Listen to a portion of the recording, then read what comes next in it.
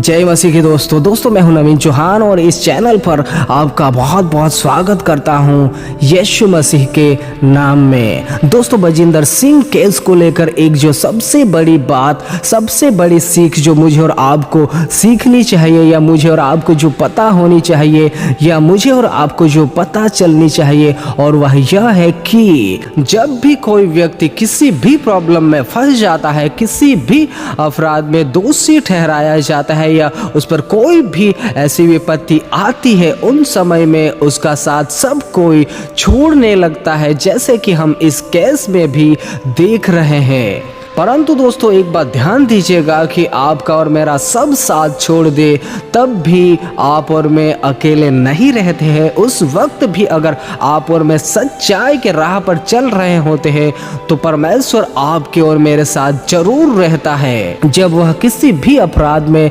दोषी ठहराया जाता है, तब यह हम देख चुके हैं और इससे अनुमान लगा सकते हैं कि उस व्यक्ति का साथ कोई भी नहीं देता, चाहे वह पर्सन कितना भी बड़ा हो, चाहे पास्टर हो, सेवक हो, या कोई भी पर्सन क्यों ना हो, उसका साथ कोई भी नहीं देता है। यह इस बात को हम समझ सकते हैं इस केस को लेकर। चाहे वह अपराध उस व्यक्ति ने किया हो, नहीं किया हो, उससे कोई भी फर्क नहीं पड़ता, परंतु हमने देखा, हमने जाना कि उस व्यक्ति का साथ कोई भी नहीं देता। केवल और केवल वे ही लोग जिन्हें सच्चाई पता होती है कि वह व्यक्ति निर्दोष है, उसने कोई भी ऐसा काम नहीं करा, वे ही लोग उसका साथ देने पाते हैं। क्योंकि दोस्तों, यद्यपि हमने देखा है कि इस बात को लेकर, इस केस को लेकर पूरी सच्चाई हम मसीही लोगों को नहीं मालूम। हमें जितना दिखाया गया, जितना सुनाया गया, वे ही वीडियोज या फिर वे ही बात सुनकर मैं और आप अनुमान लगाते हैं, और हमने जज किया, या फिर हमने उसका जो भी परिणाम हमें ठीक लगा उसके अनुसार हमने सोचा। परंतु पूरी सच्चाई मुझे और आपको किसी को भी नहीं मालूम। परंतु यह बात तो हमने जरूर सीखी कि कोई भी पर्सन, कोई भी सेवक हो, या कोई भी आम मसीही व्यक्ति, या फिर कोई भी बड़ा व्यक्ति क्यों ना हो, उस व्यक्ति का भी कोई भी साथ नहीं देने पाता। केवल और केवल वही लोग जो सच्चाई को जानते हैं। और दोस्तों, वह व्यक्ति अकेला पड़ जाता है, वह व्यक्ति टूट जाता है, चाहे वह सेवक हो, या पास्टर, या फिर कोई भी व्यक्ति क्यों ना हो, जो वचन को जानने वाला भी व्यक्ति, ऐसी घटना होती है तब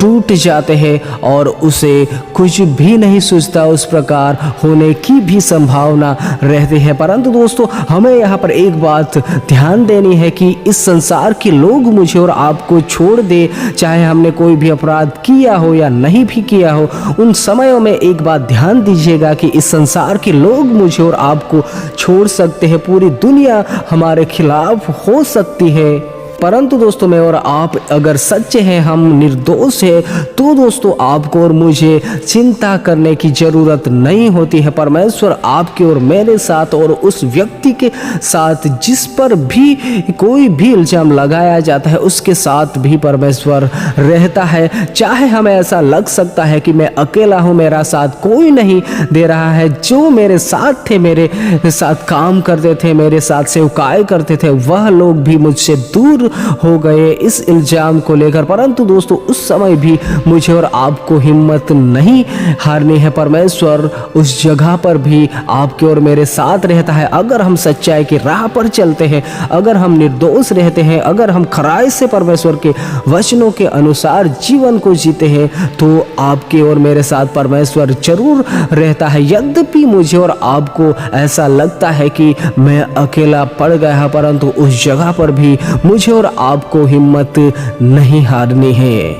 क्योंकि जीवित परमेश्वर, असंभव को संभव करने वाला परमेश्वर यहोवा उस वक्त भी आपके और मेरे साथ रहता है। इस बात को मुझे और आपको कभी नहीं भूलना चाहिए। परंतु दोस्तों, बजिंदर सिंह जी के केस में जो बात देखी गई और जो दुख की बात जो जान पड़ी, वह यह है कि मसीही लोगों में आज भी एकता बहुत ही कम है, यानी कि ना के बराबर एकता मालूम पड़ रही है। अन्य जाति लोगों की तो बात अलग है, परंतु जो प्रभु के पीछे चलने वाले, जो वचनों के जानकार, उन लोगों के मुखों से भी ऐसी बातें सुनाई दी कि जो कि मसीह लोगों को शोभा नहीं देती। यद्यपि परमेश्वर का वचन तो हमें यह भी सिखाता है कि पापी से, पापी व्यक्ति से भी परमेश्वर प्रेम करता है। परमेश्वर हमें किसी का न्याय नहीं करने के लिए कहता है। परमेश्वर हमें कोई भी, अगर दोस्तों कोई पाप में भी पकड़ा जाता है तो उसके लिए भी परमेश्वर हमें कहता है हमें उससे वचनों के अनुसार बाहर निकालना है, क्योंकि कोई भी ऐसा पर्सन नहीं रहता है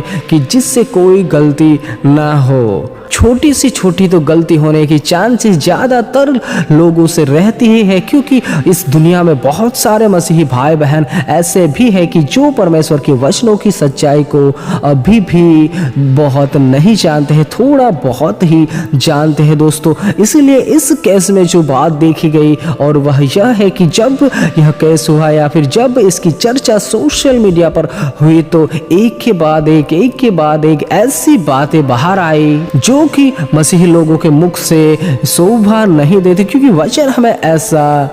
नहीं सिखाता है। वचन हमें हरेक के लिए प्रार्थना करना, वचन हमें हरेक व्यक्तियों के लिए भलाई की ही बातें सिखाता है। चाहे कोई व्यक्ति अपराध में भी क्यों ना फंसा हुआ हो, उससे भी हमें बाहर निकालने की कोशिश करनी है परमेश्वर के वचनों के आधारित।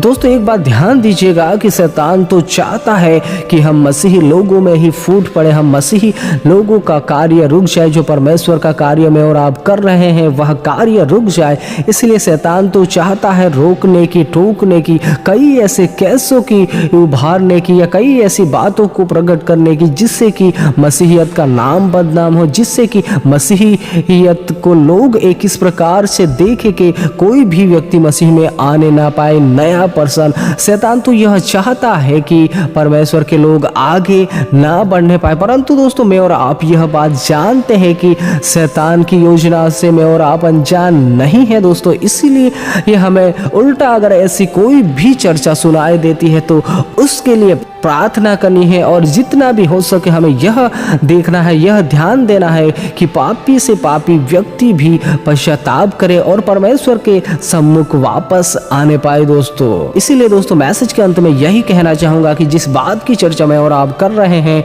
जिस बात की चर्चा में और आप सुन रहे हैं, उसकी पूरी सच्चाई अगर मुझे और आपको अगर नहीं मालूम क्या होगा क्या नहीं होगा, तो इससे अच्छा हम उसके लिए प्रार्थना करें, परमेश्वर के हाथों में सौंप दे। उस व्यक्ति के लिए प्रार्थना करें जो आज बंदी गृह में है, अगर वह सच्चा है तो परमेश्वर उसे बाहर निकालने पाए और आने वाले समय में परमेश्वर उसके द्वारा और भी कामों को करने पाए, जिससे कि यीशु मसीहा का नाम इस दुनिया भर के हर एक लोगों तक पहुंचने पाए दोस्तों। सबको जय मसीह की।